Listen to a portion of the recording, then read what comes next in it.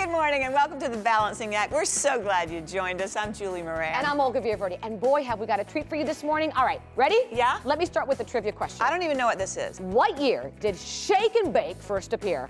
Oh my gosh, I love Shake and Bake. 1969. Oh, close, but no cigar. 1965, ding, ding, ding. That's the answer. You were close. And guess what? It is still a great alternative to frying, and it's still delicious. Your girls love it. My girls love it. And if you don't believe me, stay tuned. We're going to see for yourself. All right, and what if you could have your very own business, make significant revenue, and not leave your current job? Ooh, that's sound impossible? Well, millions of women just like us, they're doing it. How are they doing it? Stick around. You'll find out. Ding, ding. This is a great show. The Balancing Act starts right now.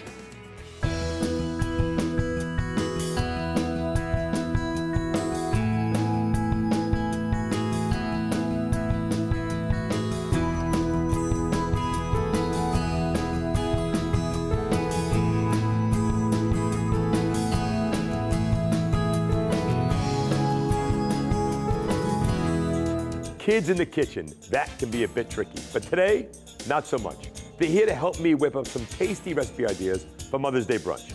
I'm Chef Ralph Pagano, and this is Quick Bites.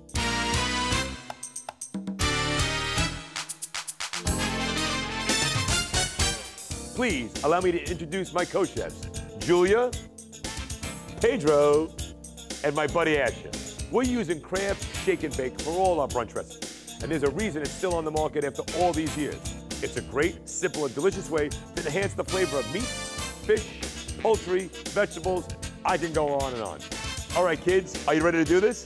Yeah! All right, Julia, grab the bag. I'm gonna put some chicken right in that bag, right? We've already added the seasoning pouch to it. Put your hand right there and shake it up. Nice. Now, give it a swack like this. Give it a... Can you do that? Give that a shot. Stop doing that. All right, Asher, what I want you to do right now is I want you to grab these tongs and one by one, reach that little chicken out of there and put it right over here. Look at that. Boom. Into the oven it goes. 400 degrees, 15 minutes. Julia, look at all this other stuff I've got here. Coconut shrimp, zucchini parmesan sticks, and have it over here. You like pineapple, Asher? You like apples and grapes? Pizza? How about tomatoes? Tomatoes, that's great. Hold on to that for a second. All right, hey Pedro, how about you? You got one of these too? Asher, I got one of these for you. Crispy, tasty, and delicious. Kids, you did a fantastic job. For more recipes and more to impress Mom, along with everybody else, visit craftrecipes.com. What a great Mother's Day gift. Or visit our website, thebalancingapp.com. Remember, it's Shake and Bake. And we help! Yes, you did.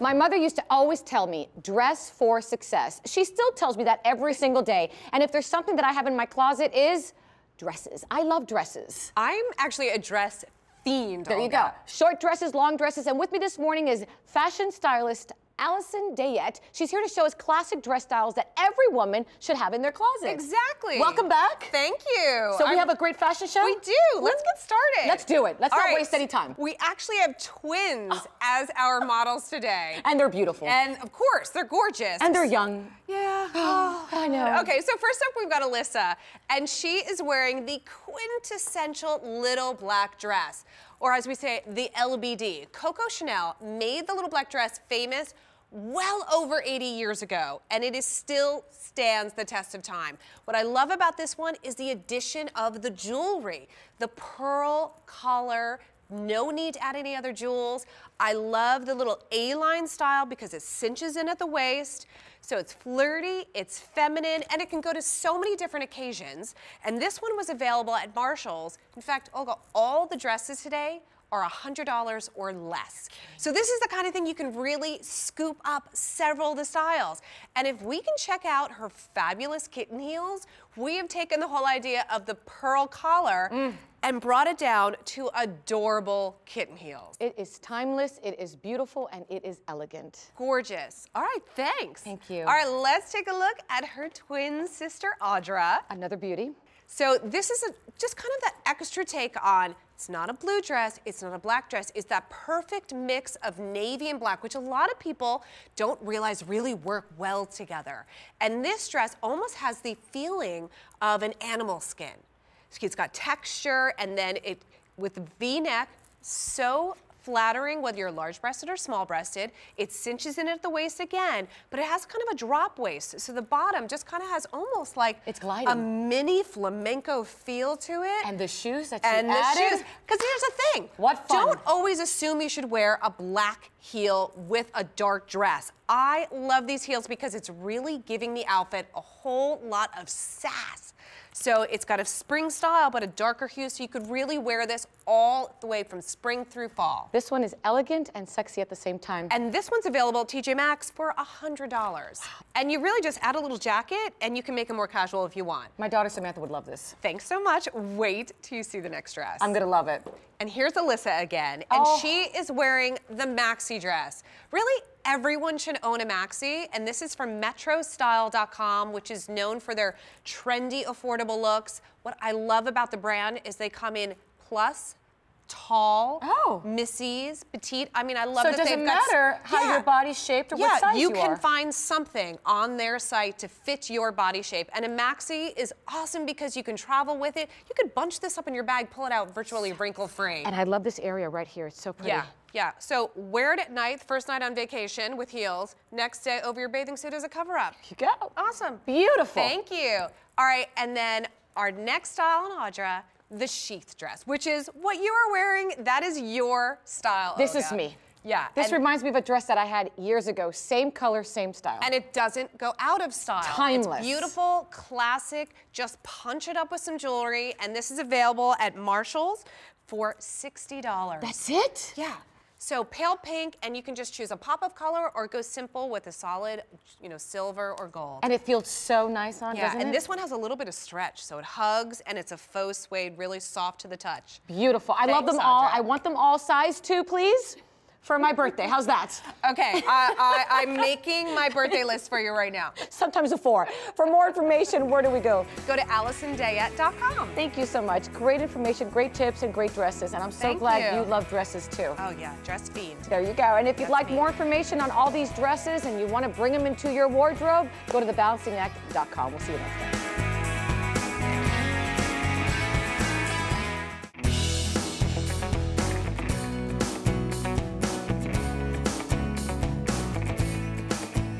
For many new moms, it might be considered the ultimate bonding experience with their baby. We're talking about breastfeeding. And here to discuss the benefits of breastfeeding and help us with some tips are 2 experts, Amanda Crusoe of the Boppy Company and Barbara Lyons, a registered nurse and lactation consultant. Good morning to both of you. Hi, nice to meet you. All right, I'm going back in time because I breastfed and I loved it, and you did too, and so did you, right, Barbara? Yeah. Talk about the experience. Well, I have 3 kids. I have a 12-year-old, an 11-year-old, and now almost a 3-year-old. So all of them? All of them. Big fan then? Big fan. I really encourage breastfeeding, and the common denominator, it's amazing, but Boppy's been around for 27 years, and all 3 kids had a Boppy to support them. Oh my gosh, what about you, Barbara? I have a 21-year-old and a 17-year-old, and they were both breastfed. I was very much proactive with breastfeeding and breastfed them for a long time, just short of college. And wow, don't say that.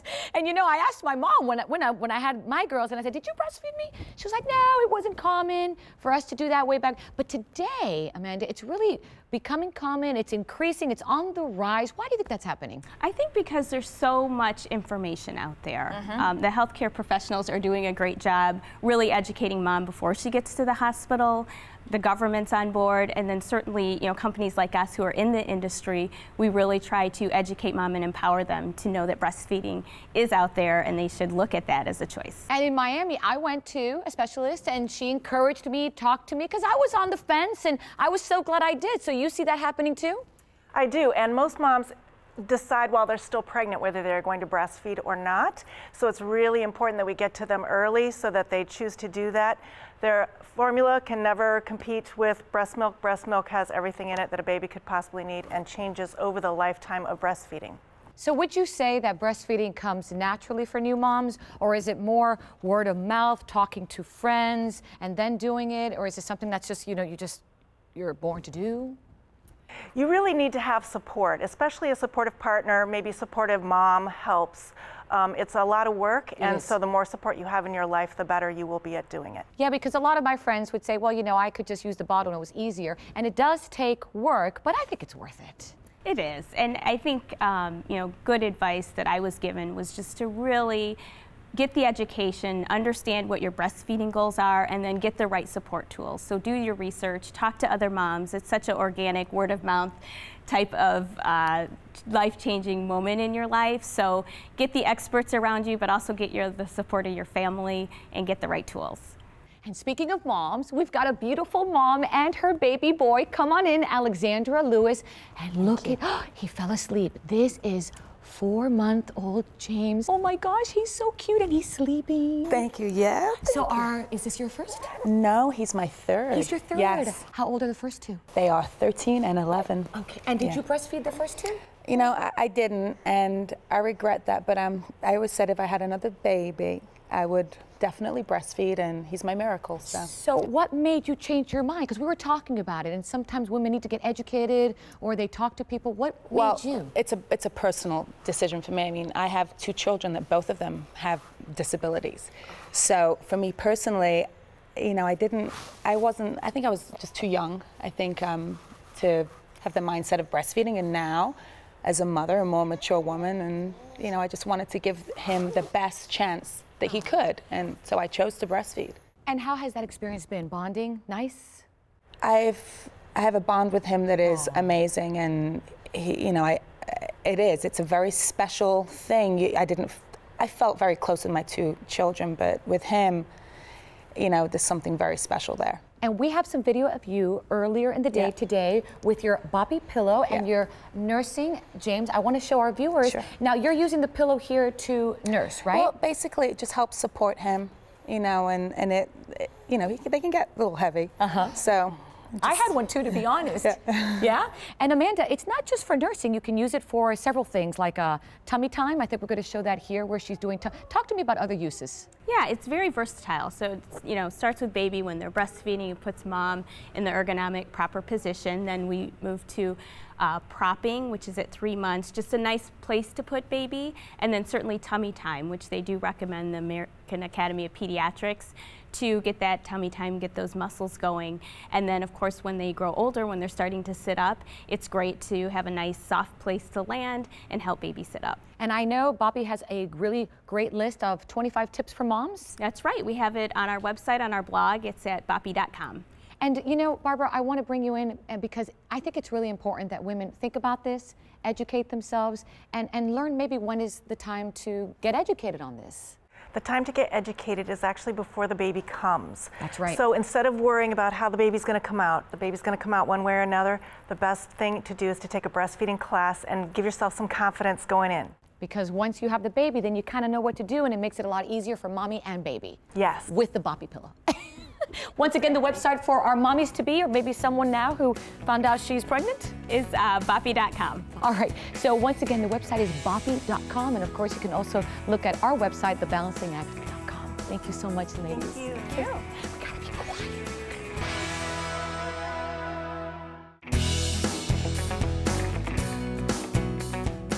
It's the foundation of the American dream and the goal of every person who is wired with the entrepreneurial spirit. It's having your very own business. But with that comes the reality of making it happen, especially when you've never done it before. So here with some great insight into how to make your dream of business ownership a reality is Beth Karen. She's Director of Franchise Development with Great Clips. Good morning. Good morning. All right, so I have so many questions because I've even thought of doing this myself, owning my own franchise. So what's the best option for someone who's thinking about it? Well, you know, a lot of people think that business ownership is an incredibly scary experience. It can be. Well, absolutely, if you've never done it before, absolutely. So the beautiful thing about doing your business ownership through a franchise system is that you're buying into a system and an established process and an established brand.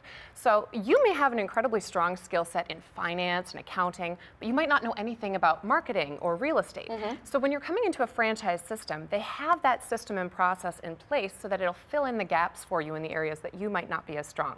Ultimately, you are still the business owner and you're the boss at the end of the day, but you've got that system to help you. So how do I find that best fit for me or the best brand? That's probably one of the scariest parts of the process, to be honest, is narrowing that down using some key criteria, because there's about 4,000 different franchise opportunities available right now. So I would say, in my personal experience, using about 4 key criteria is going to be the best thing for you. Number one, how much time do you want to be spending in the business? Do you want to be buying yourself another job and finding an owner-operator business, or do you want to manage the manager? In Great Clips, it's a manage the manager situation. So you are managing a manager who's running the daily operation of your business, but you don't have to be in your salon 24/7.